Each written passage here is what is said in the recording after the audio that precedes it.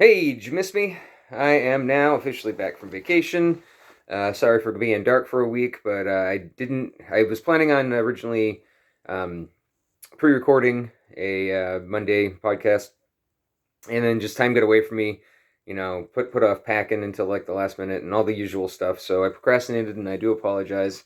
I didn't want to do and post one from Tucson just because. Um, but yeah, so back from vacay, and it was great. Get to see, Grandpa. He's 96 now. Hopefully, if it keeps going, he'll hit triple digits, which will be awesome. Great seeing the family. Just great seeing my old haunt. I lived there for 5 years, so obviously it's going to always be, a home away from home. Maybe even home again at some point. After I retire, I want to go someplace dry, not humid like Florida. But I, I've done all the touristy stuff that you can do, in that place. So I don't really have too much stories from going over there. Just short. Suffice to say, I had a awesome time. Really, the most well, I guess like the most noteworthy part of the trip, and why I'm actually doing this quick podcast is just to kind of warn everybody. As I record this, it's the 1st of November, 2021, and the airlines are just insane right now. If you're planning on doing a vacation and if it's something that you can do a road trip for as opposed to flying, at least for right now, I highly recommend doing the road trip because it was nuts. And we actually got lucky. Which is crazy to think of when I tell you the story. But I've heard of others, because if you sit in the airport for long enough, you overhear conversations whether you want to or not. And other people were having a much worse go than we did. So we actually got really lucky. But um, so we go to the first airport to do, the layover and then the, final destination. So the first airport, we're sitting there, the flight's delayed. And finally we find out that it's because the lavatory flooded on the plane. I hope to God that it was not somebody trying to do a stupid TikTok video that, flooded the plane, and that it was a genuine, mechanical error. But, these days with devious slicks and everything, who the heck knows? But point is, the lavatory was flooded, and so they needed to have maintenance take a look just in case, any wires got wet or, something electrical. Don't need to have the plane catching on fire. So that delayed us long enough that we ended up missing our layover flight. So, luckily, because it was a mechanical error, they were able to give us meal vouchers and put us up in a hotel. But, and then, they put us on the next morning's, flight, which, we had a, panic attack because first they, said that, the gate was going to be changed and it was going to be an hour after the original flight. And, thankfully it was at the same time, just a different gate.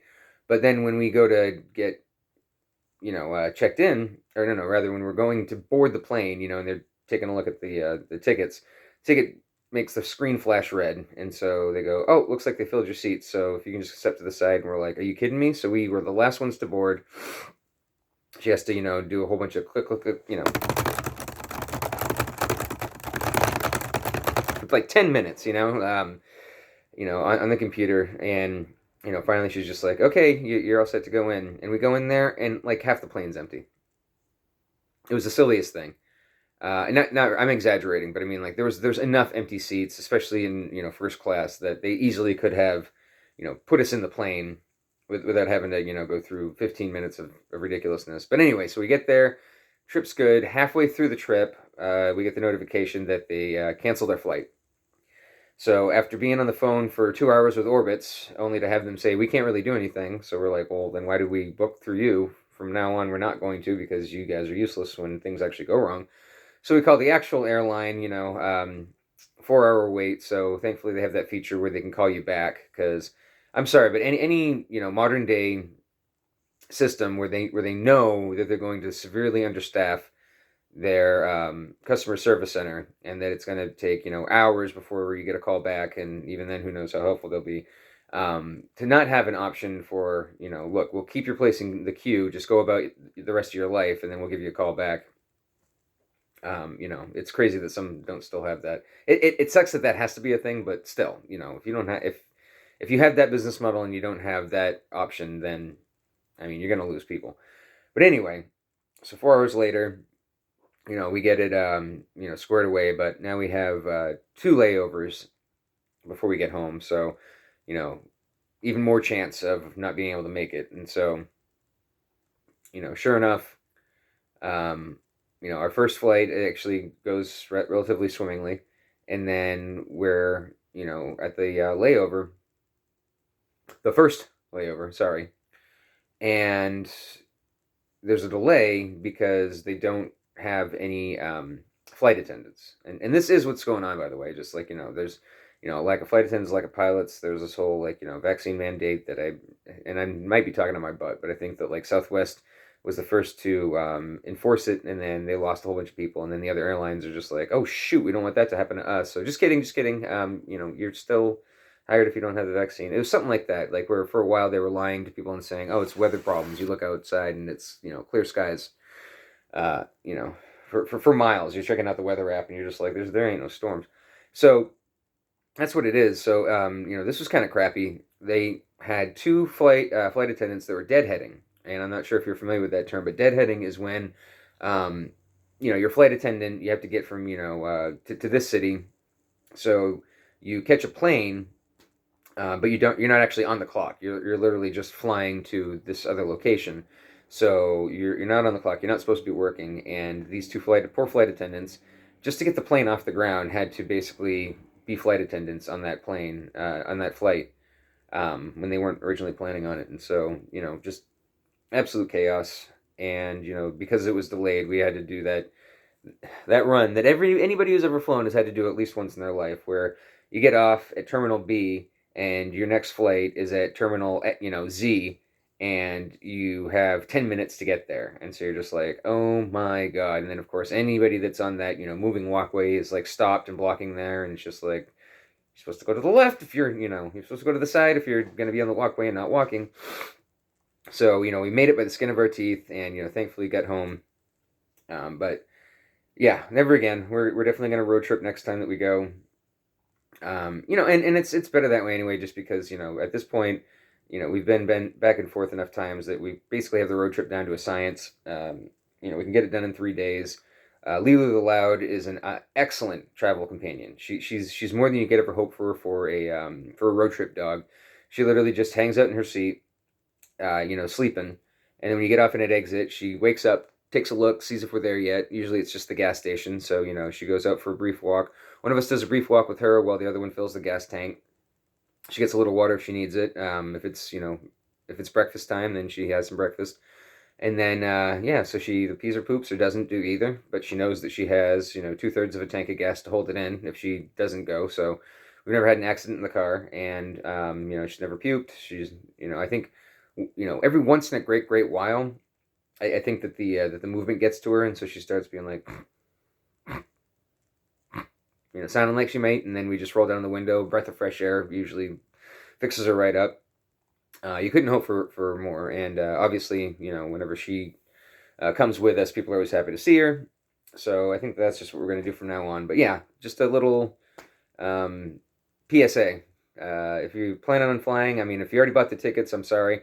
We usually do this, we usually get the tickets ahead of time, like months and months and months. So we got the tickets way before we knew that any of this shenanigans were going to be going down with the airport. But like I said, we got lucky that we were able to make it there and back. I mean, honestly, it was to the point where we were almost ready to just fly home. There were so many problems getting there, but I'm glad that we did go. I'm always glad that we did. Arizona is one of the few places that I'm actually a morning person, because the mornings there, that's usually the ideal temperature, is in the morning. Just when the sun's up, but it hasn't been heating the sand up yet too much.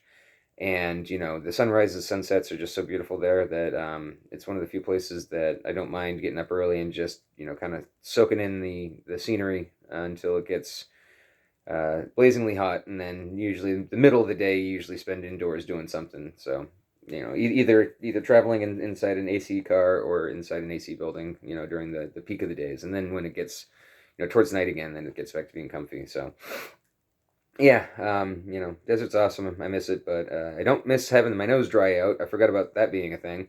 So you got to throw some Vaseline or Aquaphor in there on a pretty regular basis. Otherwise, you just have scabs in your nose instead of boogers. Anyway, that's a I I got to keep talking now. I can't sign off on that, but I did just see that I hit the 10-minute mark, and I'm trying to keep them at 10 minutes so that I can actually upload them. I don't know if that. I'm gonna try a longer one at some point and see if that's still a thing. But that was such a nightmare trying to get my video uploaded the other week that I'm just gonna try and keep it short, sweet, and just do the bullet points. And obviously, the biggest bullet point since I did vacation was the vacation. And like I said, it was relatively a take it easy vacation, which is nice. Yeah, it's great when you go to a place and you get to see the sights that you want to see. Make some memories, take some pictures. But in this case, we've seen most of it. I think one of the few things that we still want to do is maybe check out Bisbee. I am disappointed that we didn't get to check out the slaughterhouse because that's always fun. I doubt that they have the slaughterhouse is one of those haunted houses that used to actually be a slaughterhouse. So what a great setting! And there was one room where they were the actors were allowed to actually touch you, and I doubt that that's still a thing anymore. But I'm sure it was still a pretty cool, scary time that we missed. But it's all good. There's always next year. Hopefully that's one that sticks around even despite COVID. And yeah, other than that, I'm nice and rested and relaxed. Okay, that's a lie. I'm really jet lagged and tired because just one day in between vacation and work is never enough. But I guess my battery is nice and recharged. My actual physical body right now is kind of screaming at me. But it was definitely needed for my mental health. Came back to a mountain load of work, which is fine. It's expected, and also obviously, job security. Nobody else wants to be doing that stuff. They already, most people already have enough on their plate as it is. So yeah.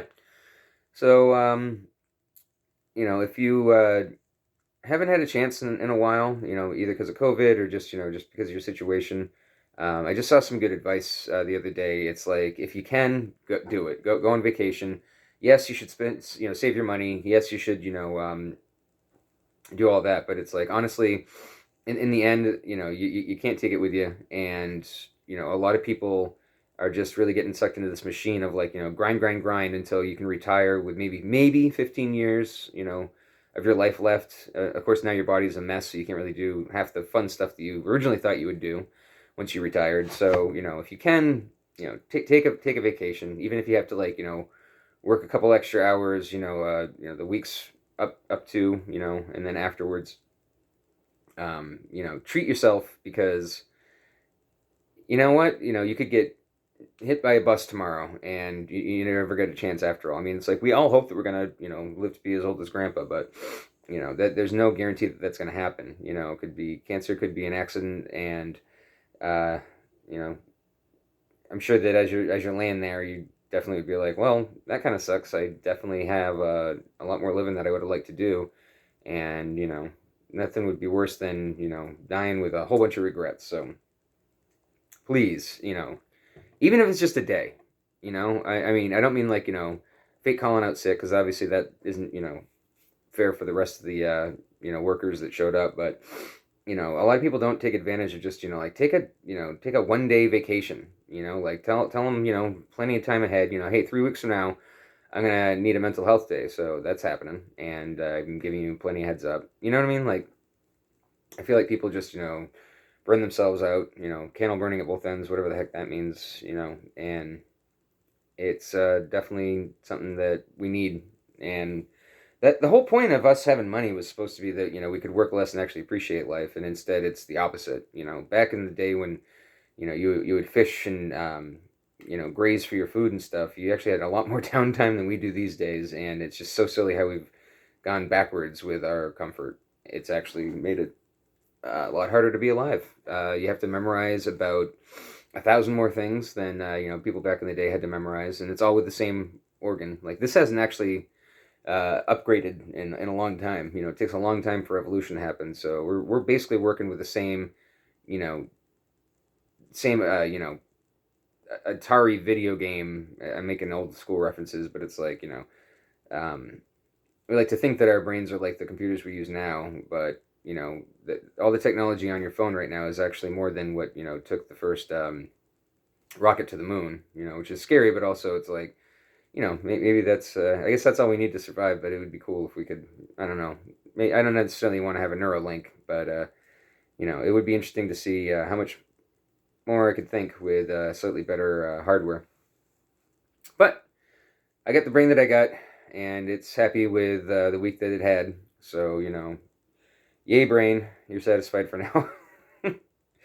And yeah, I definitely suggest that you make better with doing something for yourself that isn't progressing your level in life. That it's literally just taking some you time. Even if it's just like 30-minute meditation or something. I mean, like that used to be scoffed at, and it's actually shown to be very very beneficial. Much like taking mushrooms is now being legally used for treating mental health. It's nuts. It's like a psychedelic drug that used to be banned all across the board. Now it's shown to actually have medical use. Much like weed, but any pothead from 20 years ago could have told you that eventually you know people would get the heck over the whole stupid marijuana. It's not even marijuana. That's actually like the propaganda name for it. So cannabis. I gotta start remembering not to call it marijuana and call it cannabis. If I haven't told that story on the podcast, you should look it up. It's pretty ridiculous. Seth Rogen rants about it all the time, so I'm sure that you can find a tweet of his that will explain it too. But anyway, just checking in. Hope you're doing good, and appreciate you. And I'll see you next time.